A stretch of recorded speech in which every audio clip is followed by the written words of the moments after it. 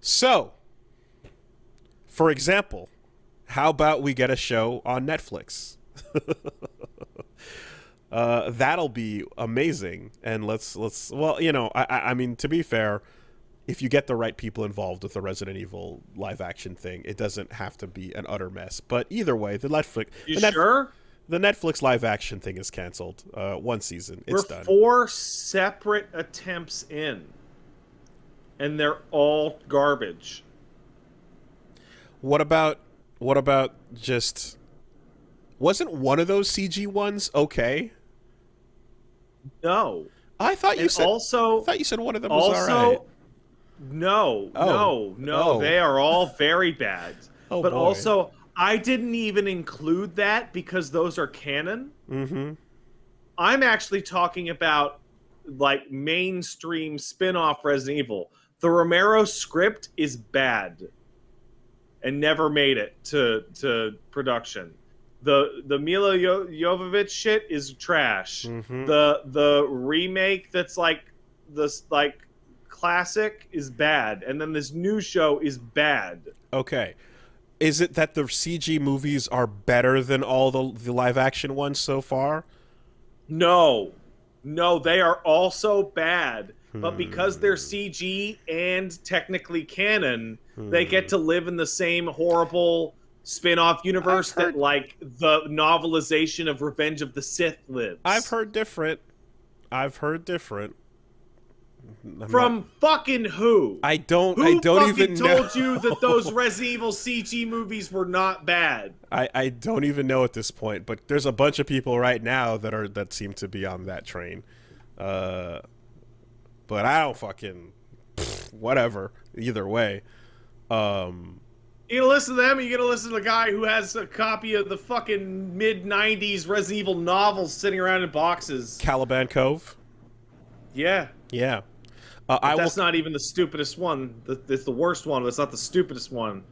Underworld's the stupidest one. I will continue listening to neither of you, and that's the way I'm going to live my life. So, Hey, as somebody who spent a disproportionate amount of their life trying to figure out the Resident Evil story instead of watching The Godfather, let me tell you, it's not worth it.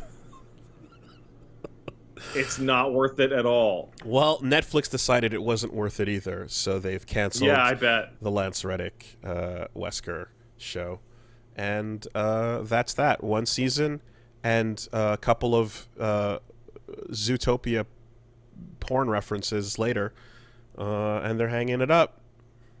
Didn't quite land, but there's good news.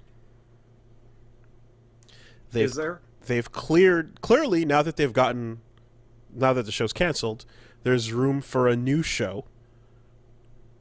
And I think I have the perfect idea for what Netflix can replace Resident Evil with. What's that? Perfect timing, because with that opened up slot, they can go take a look at the life story of Koichi Sugiyama, the Dragon Quest composer, as he's about to get a TV show in Japan about his life. Wow, that's a bunch of bullshit. Unless. So it seems that. But they're not. It seems that the story is about how the creation of the iconic Overture Lotto's theme piece was made, and they're going to follow alongside, because it's kind of like, I know they did an anime one with Hideaki Anno. It seemed like that was a big hit, so I guess they're going to be doing some live action dramas starring other popular figures, and Dragon Quest composer Mr. Sugiyama, his life is next. So we'll get to the bottom of how the composed music for Dragon Quest came to be, starting with episode 1, The Truth About Nanking. A couple of words. Followed by episode 2. We didn't do nothing to those Koreans, and even if we did, they deserved it. Episode 3. The Comfort Dragon Women Quest. were good, though, actually. And also Dragon Quest, yes. and you know, and of course, I'm looking forward to episode 5. The gays don't have kids, so they don't matter and are unproductive. This would be a perfect acquisition. It's pretty wild that the guy's so toxic that that's a pretty weak final series of takes compared to the earlier shit. Like, usually you'd be like, oh, that's horrible. But in this context, you're like, oh, he's calming down. Yeah, but episode 1, Always Sunny, the gang gets racist, you gotta open on a bang, all right? A few words about Nanking. You gotta open nice and strong to get the viewer in the mindset to learn about Dragon Quest music. So I think that would be a great acquisition for Netflix if they decided to replace Resident Evil. Yeah. Episode 5, LGBT who? Oh, man. Yeah, good guy, good history, good times. In fact, you know he's a good guy because the lead actor said, "I can't wait to show off what kind of person he is."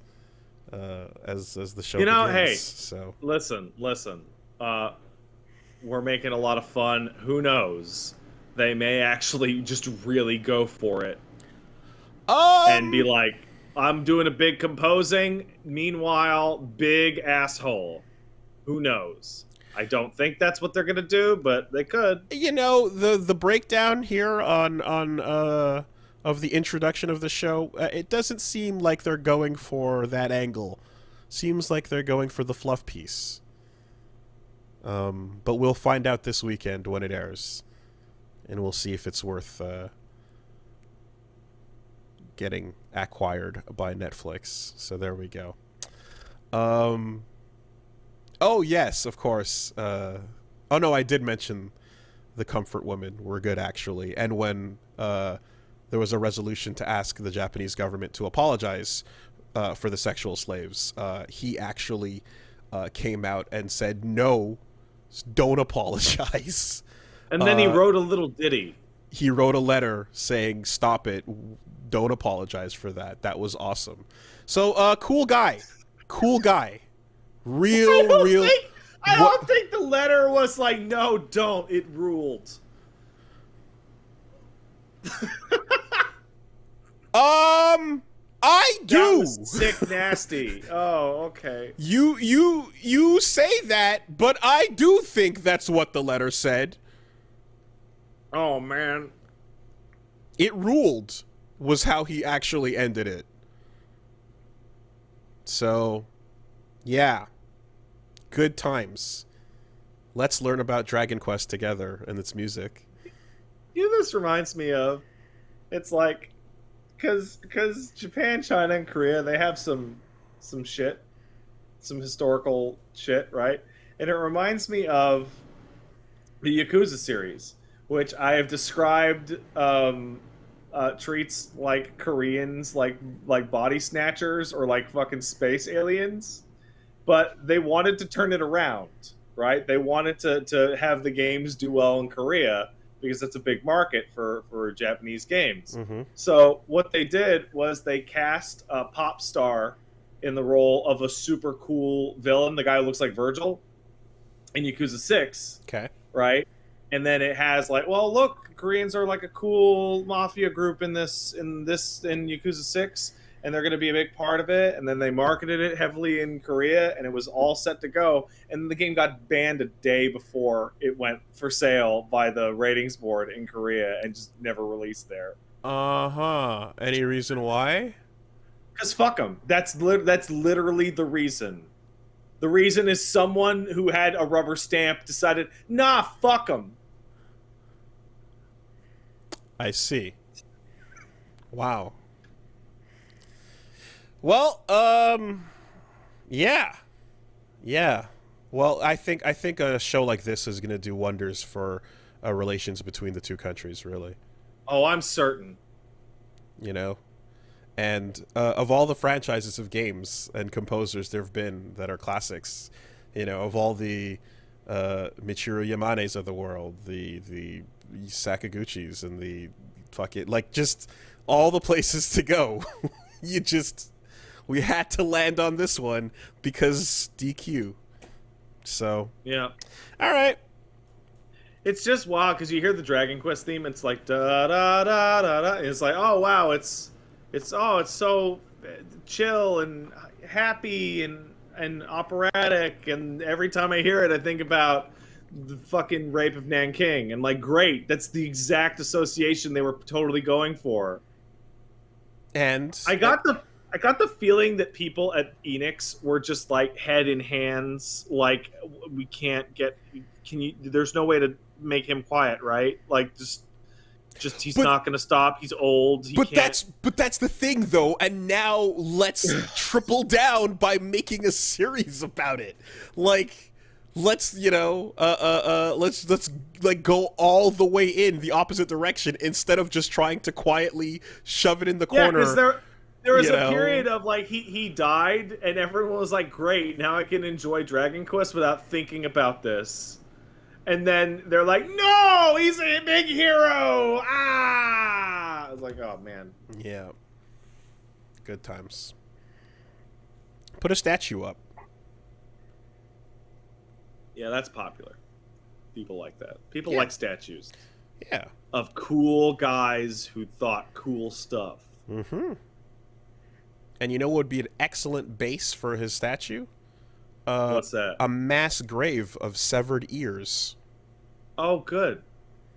Oh, right. Yeah, I forgot that was a thing Yeah. that they still had. No, don't forget about that one. Don't forget about that. Oh.